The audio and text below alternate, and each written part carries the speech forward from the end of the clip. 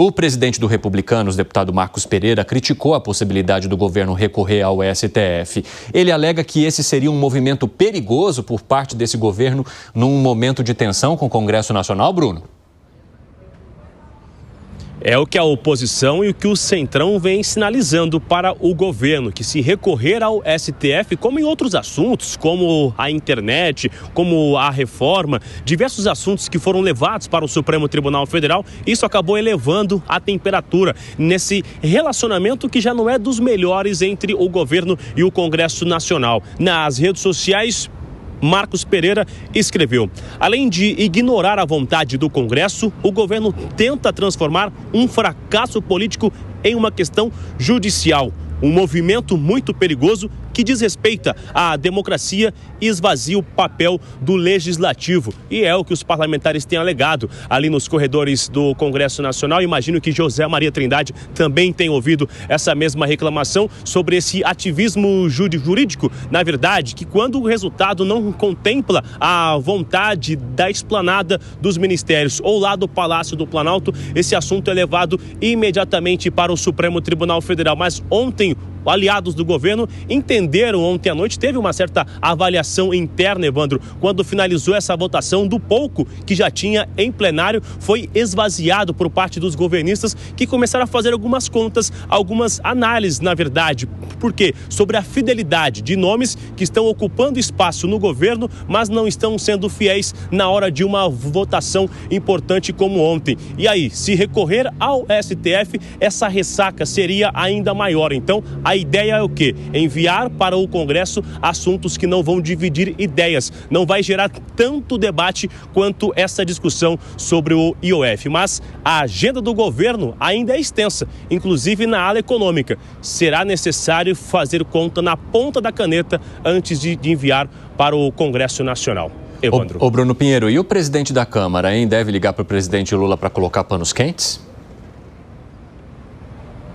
A expectativa é de que aqueles encontros que aconteçam, né, Evandro, sempre lá no Palácio da Alvorada, um jantar com até alguns ministros, né, numa informalidade. Inclusive, essa é uma reclamação do que Lula realizava muito nos seus governos anteriores e que não tem realizado agora no terceiro mandato. Ainda não tem uma confirmação se o Hugo Mota vai continuar aqui na capital federal no final de semana, se vai ter uma conversa, inclusive, com a ministra Gleice Hoffmann, que, de acordo com os governistas, foi ignorado. O Hugo Mota não atendeu a ministra Gleice Hoffmann nas últimas horas, então é necessário rever então toda essa conexão, esse jantar, o que será feito então para tentar acalmar os ânimos e na semana que vem, ou após o recesso, emplacar justamente uma agenda vitoriosa. Um serviço nada tão fácil e o que acreditam é que ninguém pode fazer isso a não ser Lula entrando em campo e negociar olho no olho. Muito obrigado, Bruno Pinheiro. Um abraço para você, ótimo trabalho aí, meu amigo. Ô Fábio Piperno, essa votação no Congresso Nacional já indica que o Centrão desembarcou deste governo, embora os ministros ainda continuem em seus cargos, embora os ministros ainda não tenham entregado esses ministérios ao governo, ao presidente Lula? Significa que o governo provavelmente tem alguns débitos com o Centrão, principalmente na questão de emendas. Há uma crítica bastante disseminada entre os deputados de que o governo atrasou alguns pagamentos, não cumpriu alguns acordos. Mas são só emendas ou tem ano eleitoral também próximo? Eu acho que, veja, claro tem o fator ano eleitoral e o Centrão já está dizendo, olha, com você nós não iremos caminhar. Então, mas aí que está o negócio, o Centrão é muito mais esperto que qualquer um de nós. O Centrão é aquele tipo que, sabe, consegue consertar um relógio suíço no escuro usando uma luva de boxe nas mãos. Então, ele faz mágicas. O Centrão, na verdade, ele está com o calendário eleitoral na mão e fala, bom, ainda tem bastante tempo e até chegar lá, nós precisamos também do dinheirinho das emendas. Porque... vejam, tem que acabar de pagar as emendas desse ano e tem as emendas do ano que vem. E quando a gente fala em Centrão, nós estamos nos referindo a centenas de deputados que vão lutar pela reeleição ano que vem e dependerão dessa grana toda. Então, eu acho que está na hora, primeiro, do governo, sim, fechar algumas torneiras. É óbvio que isso vai gerar, vai mexer com placas tectônicas, mas paciência, tem que ter a coragem para fazer isso. E segundo, Segundo, aí vem a questão da habilidade política e de saber e do timing correto. Então, o governo, na questão do IOF, fez um péssimo uso disso. O timing foi todo errado. Só que tem uma coisa, a bola está pingando para um outro tema. O governo e o ministro Haddad já anunciaram, os dois, né, que vão apresentar nos próximos dias um pacote aí com corte de benefícios fiscais. E isso o Congresso não quer ver nem pintado. Então está na hora, não tem que esperar o recesso, é agora. Conta para a sociedade qual vai ser essa proposta e onde é que o governo vai querer cortar, é mostrar para a sociedade o seguinte: olha, nós temos um pacote de corte, sim, de corte específico, está aqui, ó. Agora, quem vai ter que resolver isso agora é o Congresso. José Maria Trindade, eu queria que você nos contasse quais são os bastidores dos corredores do Palácio do Planalto hoje. Qual é a temperatura depois dessa quarta-feira complicada? É uma temperatura muito quente. Eu conversei com um deputado do PT e ele, por sua vez, foi no Palácio. E disse o seguinte, que é uma temperatura muito quente e a ministra de Relações Institucionais, Gleisi Hoffmann, não assume que uma posição de omissão ou mesmo de espera. Diz que fez o que pode, o governo liberou R$1 bilhão em emendas, mexeu ali no que podia, haviam algumas cobranças que o governo não poderia atingir imediatamente e foi isso que acabou unindo o presidente da Câmara, Hugo Motta, e o presidente do Senado, senador Davi Alcolumbre. Desta forma, o Congresso fica mais forte. E não é só para disputar com o Palácio do Planalto, e também sobre as emendas parlamentares. Os líderes estão entendendo que o presidente Lula está aliado ao Supremo Tribunal Federal e isso prejudica o Congresso. Os deputados estão irritados com as constantes decisões do ministro Flávio Dino sobre as emendas parlamentares.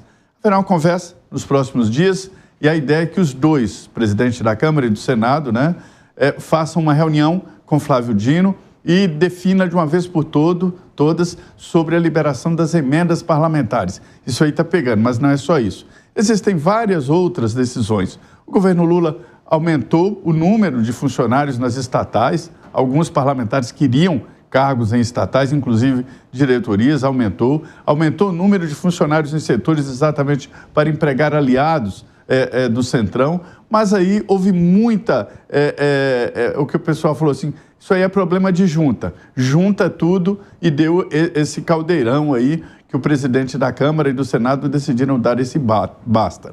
Agora é o seguinte, o Congresso criou um problema fiscal muito pesado. Já havia o problema político, a crise política, mas tem agora o problema fiscal. A ideia do governo é negociar, é hora da oposição também colocar na mesa, olha, nós topamos fazer uma mudança estrutural, uma mudança que não seja política e não seja aproveitada politicamente. Acho que o Congresso Nacional deve colaborar para uma saída e torço para que seja uma saída permanente e não o tal voo de galinha. E uma saída que lide com a articulação, porque se houver a judicialização, Alan Gani, a relação pode ficar ainda mais estremecida. O presidente do Republicanos diz que o governo está querendo judicializar uma questão política. Ou seja, não resolveu um problema político e agora quer recorrer ao Supremo Tribunal Federal. Embora alguns ministros defendam essa possibilidade junto ao presidente da República, o ministro da AGU, da Advocacia Geral da União, Jorge Messias, diz que é preciso cautela nesse momento, exatamente por causa da elevação da temperatura nessa relação que já está bastante desgastada. Como é que se avalia, Gani? Eu concordo com o Messias, né? Pelo seguinte, Evandro, Messias, é que o Messias é o apelido lá do áudio. Mas, agora, eu concordo com essa posição da AGU pelo seguinte, Evandro, o que acontece? Lá atrás, e a gente falou isso aqui no 3 em 1, falamos bastante. Lá atrás, na questão das emendas, o que o governo fez? Em vez de negociar com o Congresso Nacional, ele resolveu acionar o Supremo Tribunal Federal. E não era o motivo da transparência, muito embora corretamente o ministro Flávio Dino exigiu transparência nas emendas. Inclusive apoiamos aqui no 3 em 1. Mas o motivo do governo federal era para diminuir o número de emendas para o Congresso Nacional. Adiantou? Pelo contrário, Evandro, jogou gasolina na fogueira. E as emendas continuam crescendo e também sem a devida transparência. Então eu vejo que se o governo federal optar por esse caminho da judicialização, vai comprar uma briga ainda maior com o Congresso Nacional nesse caso. E o tiro pode sair pela culatra. O que o governo deveria fazer é propor, Evandro, um corte estrutural de gastos. Isso é amplamente apoiado pela sociedade civil. Agora, Gustavo Segré, eu fico pensando o quanto isso mexeu com o orgulho dos ministros, da ministra das Relações Institucionais, do ministro Fernando Haddad, porque o que ele não consegue aceitar, e eu acredito que isso ficou um pouco claro nas palavras dele, inclusive numa entrevista que ele concedeu ao jornal Folha de São Paulo, é que lá atrás, quando eles apresentaram a proposta do IOF e ela foi defenestrada, houve um encontro com os líderes e com os presidentes da Câmara e do Senado para que ele pudesse fazer um ajuste. Esse ajuste foi feito e o ministro saiu daquela conversa considerando essa articulação um sucesso. Aí depois vem a aprovação de urgência, ou seja, a proposta deixaria de passar pelas comissões, vai direto ao plenário. Aí eles falaram e pensaram, isso segundo alguns aliados ali do governo, não, mas vai ficar apenas nessa aprovação. De repente, o presidente da Câmara vai lá e pauta, e há aprovação na Câmara e no Senado. Ou seja, o Gustavo Segré, quem saiu em baixa foram os ministros que diretamente mexeram com essa articulação. Absolutamente, Evandro. E isso aplica a minha grande frase política. Na política, a dúvida não é se alguém vai te trair, é quando. Aplicou, perfeito. Estava tudo certo, mas alguém pulou fora, colocou na pauta e derrubou o IOF. A situação da Gleisi Hoffmann, a ministra, é confusa, porque por um lado ela teve, claro, uma derrota política em consideração que entrou para fazer um trabalho que não foi feito pelo seu antecessor Alexandre Padilha. E até agora só leva derrotas.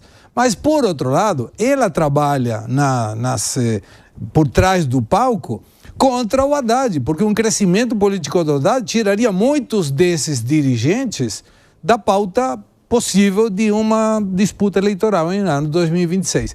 Curioso foi Rui Falcão, que errou no voto. Uma vergonha. A pessoa não sabe onde que está votando. Teriam sido 99, foram 98. Então apertou na abstenção e não conseguiu o voto favorável ao governo.